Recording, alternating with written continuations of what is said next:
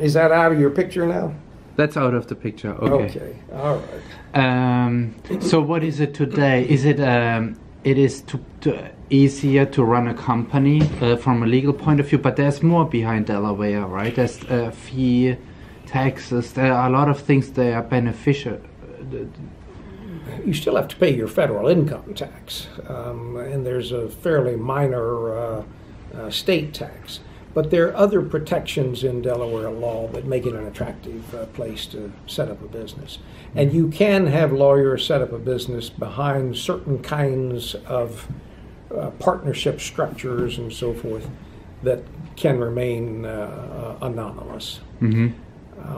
And as I say, unfortunately, just about every state in the United States has now made it easy for company formation agents to establish a corporation, file the documents with the state government, and the state government doesn't know who owns the corporation. And why is that allowed?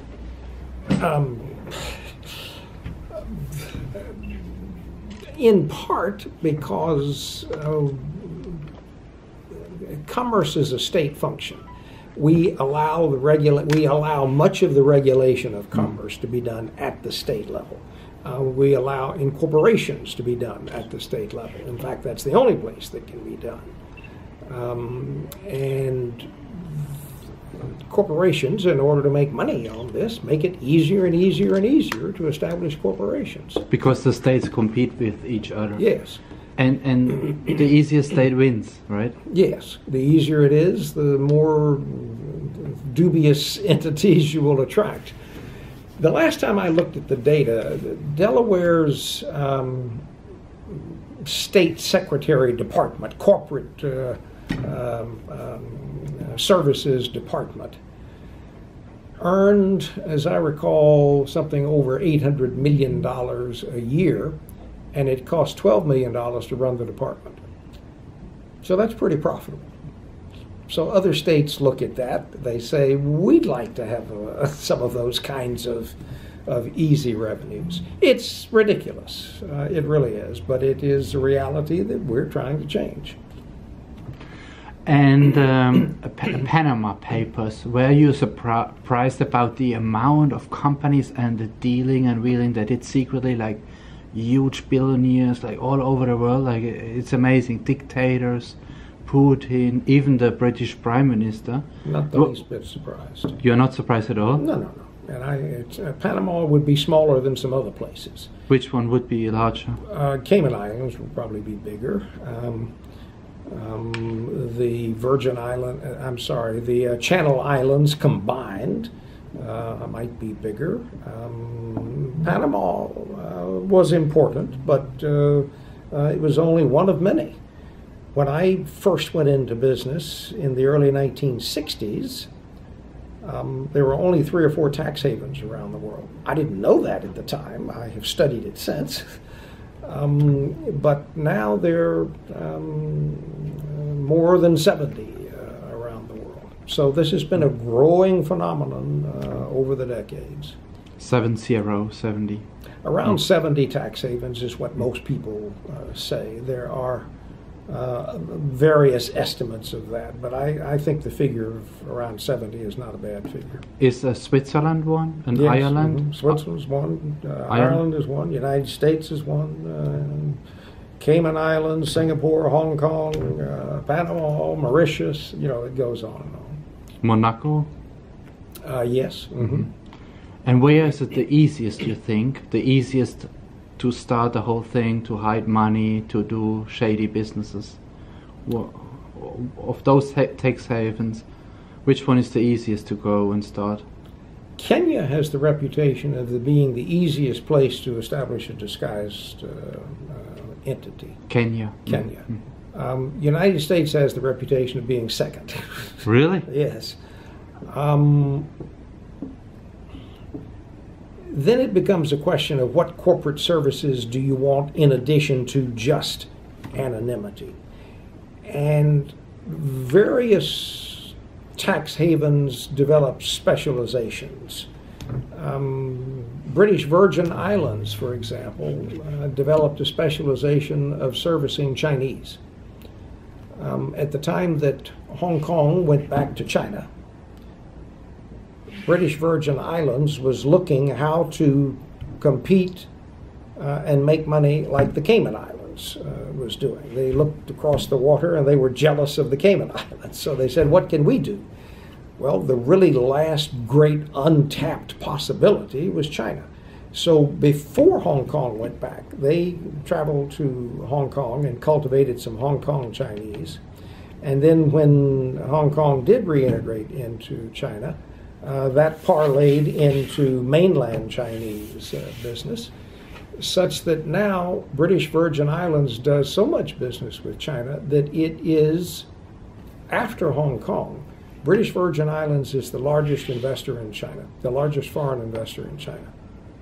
And that makes no sense, right? It makes no sense at all. Because that's a But what it is... It's a Mickey Mouse country. That's right. What it is, it's Chinese flight capital that has come out, gone to British Virgin Islands, which has specialized in servicing the Chinese, incorporated itself as a foreign entity, and come back into China.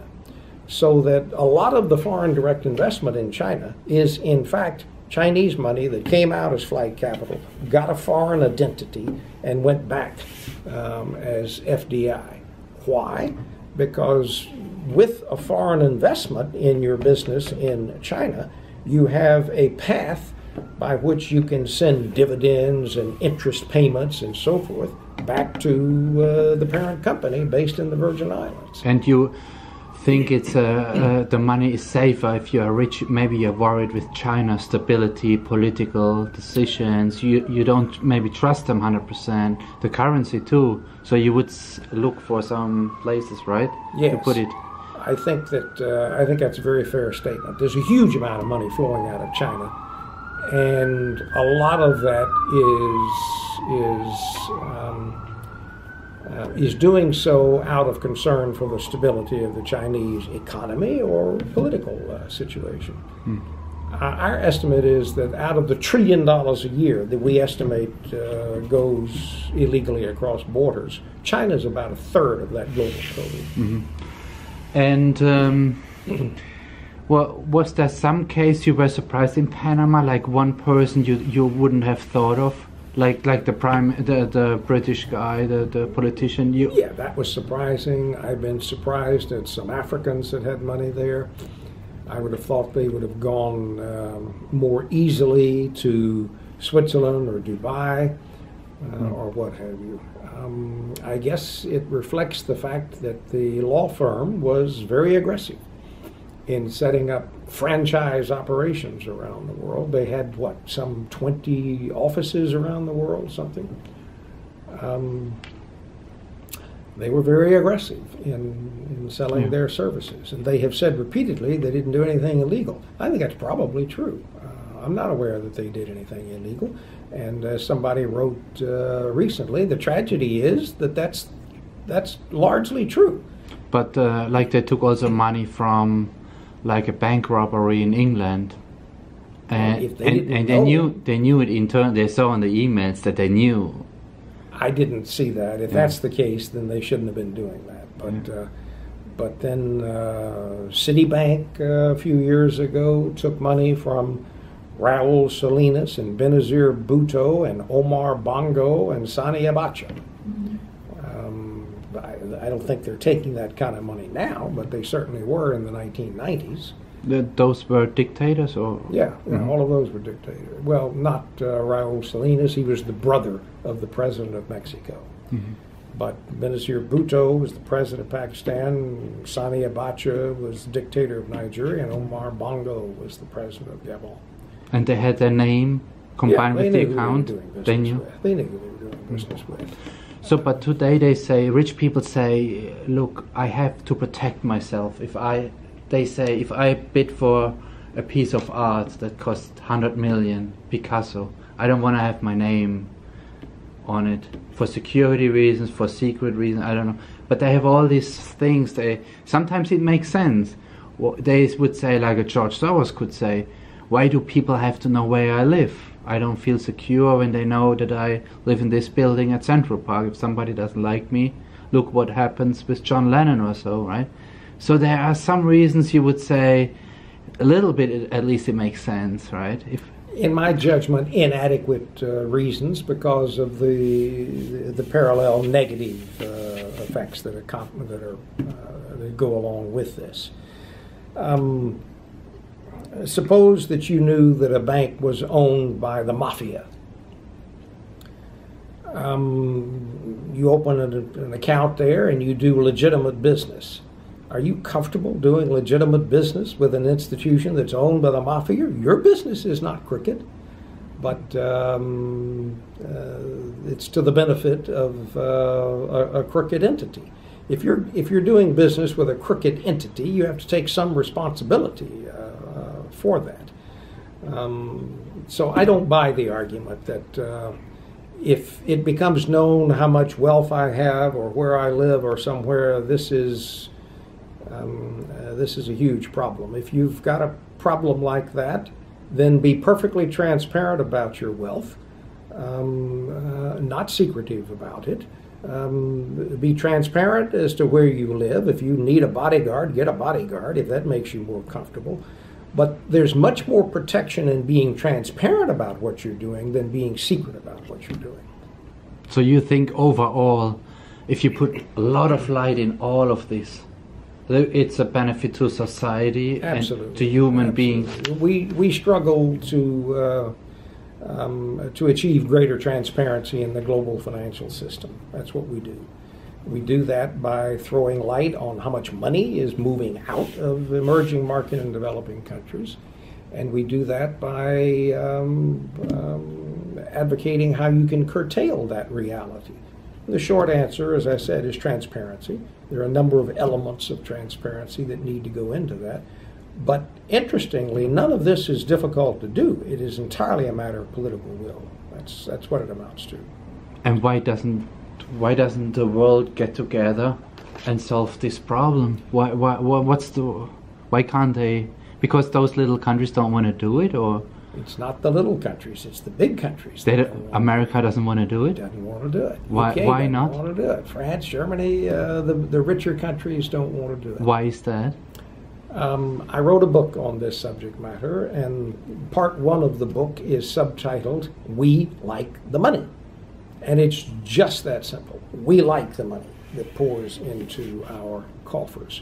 The global shadow financial system, which has, as I said, really got up its growth from the 1960s onward. The global shadow financial system is designed to move money from poor to rich, from poor places to rich places.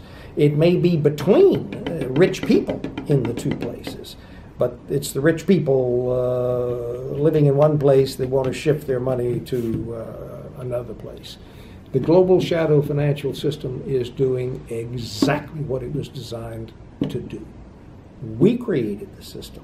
It was not created by those corrupt countries over there, or those drug dealers, or those criminals, or what have you. It was created by us. We did it. This is our system. And it is doing exactly what it was intended to do. But why is the public not changing we like it? The money. We like the money that comes. And the public, the little guy, why doesn't they go on the street and say, why do we have all these banks and they take billions of dollars illegally? A lot of the public is beginning to talk about that. It's a growing topic. I think it will take a long time to significantly curtail this problem, but we're making a start at it, making progress. We've had a lot of progress in the last 3 or 4 years. So in our work and in the work of other organizations that we associate with, we're optimistic, not pessimistic. That's good. Yeah. So what happens with Panama? The government stepped in, the police searched and raided the office of the law firm. Is that a positive sign, or can that be just like to demonstrate we take care of it, but they really don't do a lot of the latter? It is politics. It is a public display of concern when in fact you know good and well there are 50 additional law firms that are doing the same thing. Maybe not on as big a scale, but this is the business of Panama. And they knew it before, right? Sure. Yeah. The president of Panama had an article in one of the papers a few days ago in which he said we weren't doing anything illegal. He's basically correct. You can write the laws to make the ugliest of conduct and behavior legal if you want to. Tell me more about what you're interested in doing. My publisher wants to know all about the whole scandal, how you see the world, and what will happen after Panama Papers. So that's an Austrian, that's the largest business newspaper in Austria. But I also work for other magazines in Germany. So you'll write a paper for this publisher, or an article? An article? Yeah. Okay. A large page, yeah. Who all are you calling on here in the States? I focus. We put a large interview. We try to put it in the weekend edition, like a whole page with you, with the interview, and I put some more information about your organization because I like it a lot. And yeah, it's very impressive what you do. 2 years ago, I saw a lady from Great Britain. She talked at the Bloomberg conference, the most influential. It was 2014, I think. And she was also talking about that topic, and it's interesting. Even bankers think, a lot of bankers were in the room and they liked it. I mean, they came later and said it's not right what happens. Banks agree, the people agree. I think a lot of banks don't agree. A lot the of banks organization won't keep the money moving. But the people inside the banks, that's true. Because they have a moral, right? Maybe it was an inside job also at Panama. I mean, how can that happen? There was an inside. It's very curious who did it. It was an inside job, right? I'm sure it was, but who in there? I wonder if they have caught the culprit yet. But this is not the first time this has happened. You remember the Luxembourg leaks case called Lux Leaks. A few years ago, somebody stole some documents from Luxembourg and so forth. So these things go on periodically. We're delighted when it happens. I doubt that any single one of these thefts of document is going to bring about a huge global change, but incrementally they add up to putting pressure on the system to change. And on the people who did that, right? I mean, the guy from Iceland, he stepped. Yeah. Within a few days, right? His job was done. Yeah. Did that surprise you? It surprised me that he had an account there. That's just ridiculous. When your country has just recently recovered from bankruptcy and you've got a private bank account in one of the biggest money laundering venues in the world, that's ridiculous. I'm certainly anxious to see the whole list that comes out of these revelations. I assume that we will be seeing more of this as time goes on. There are some Africans that have been identified in that list. There's Europeans. I hope the whole list will come out at some point. But surprisingly, not many Americans. What is the reason for it? Do they have a good system here already set up in Delaware and so on, or? Well, I'm not altogether sure why there weren't so many Americans. Americans have more tax evading money stashed away in the Cayman Islands than they do in Panama. The last figure I saw on Cayman Islands assets was that about 800 million of it, 800 billion of the 1.7 trillion that they had was from America.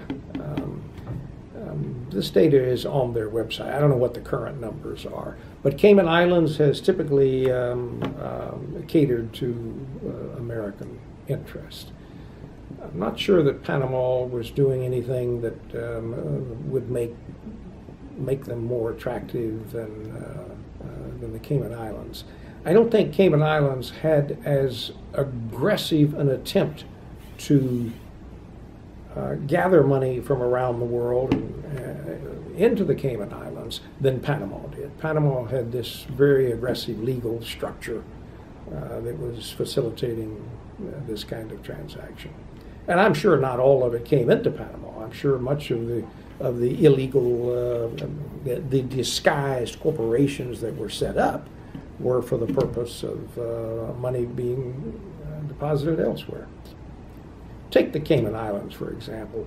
As I say, the last estimate I saw was 1.7 trillion. Its total deposits from abroad. That doesn't stay in the Cayman Islands. There's nothing it can do in the Cayman Islands. So that money is sent elsewhere. It's on the books as being owned by this entity, but the money goes elsewhere. Where does it go? Real estate? To the United States more than anywhere else, if it's the Cayman Islands.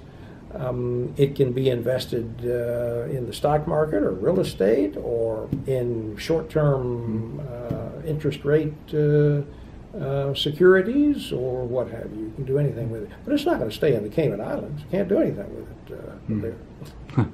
And I saw the name Clintons appears when you check Cayman Islands. They have also accounts there or so.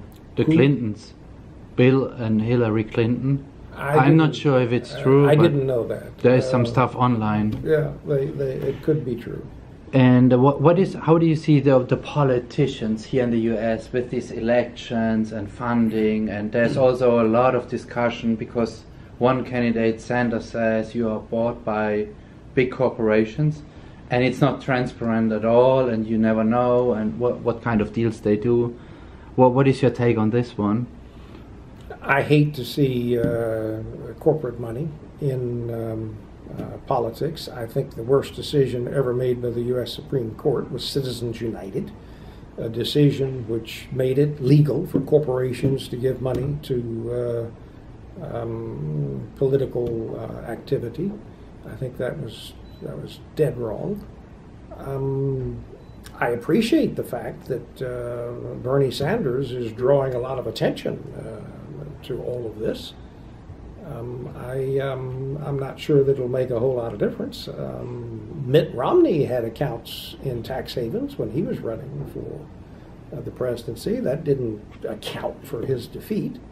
And drawing attention to this is not going to account for Bernie Sanders' victory. We have an enormous structure that is facilitating secret money and the movement of secret money around the world. And it will take it'll take a lot of effort to curtail this. As I said, we are making progress, but it's a long process. What is we have in Europe? We have Apple, Google, Starbucks, and other large corporations. They use Ireland, and like large countries like Germany are upset because